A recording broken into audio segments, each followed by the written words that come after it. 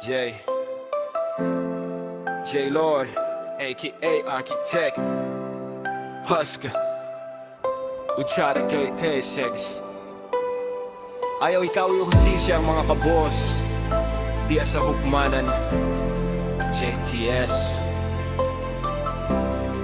Let's build.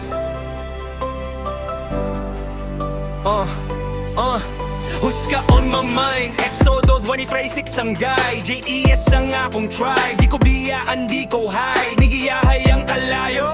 Pero di ta natunaw, gutom sa kalampusan, maunang musibak tabi sa gauwan. Nakita na ko inyong pagpaning kamot, inyong kahago, mga gabi ingaway tulog, mga dala na way pag-aayo. Ako inyong architect, ako tigas and blow sa inyong damgo. Kung unsay inyong gituhuan, ako putiga tagugper sa kusog ug tango.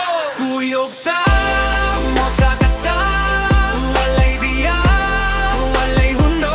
Trust me, work with me, kita tanan mo taas. Dili ko mag-unaw, dagan o pasulo. Sa bayong aangat, taas, taas, taas, hangin. Say kung magkahiusata, walay makapugong, walay makalabas.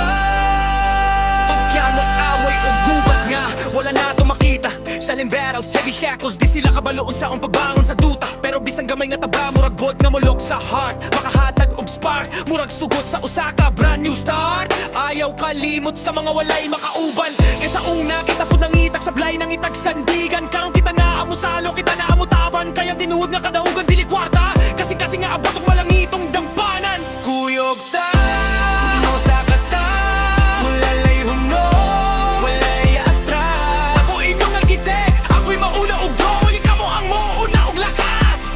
Sama-sama tayong angat, taas, taas, taas. Together we grind, together we climb,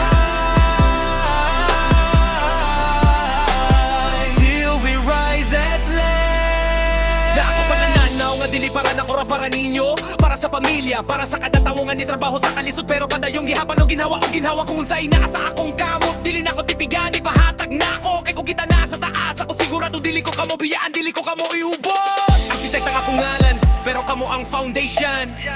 Kamo ang bato, kamo ang poste, ako right direction.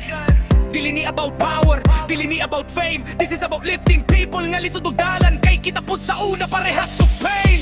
Kung na kay damgo, ina ko ato nang tukuron. Kung na kay hagit ako mutabang ato nang isulbat sa hustong panahon. Kay kung magkuyog ta, walay pagubos, walay kahadlok. Anta ng plano gid ko, mulog pay hon, murag balang away kapugong sa adlaw nga mo subang sa buntag. Kuyog ta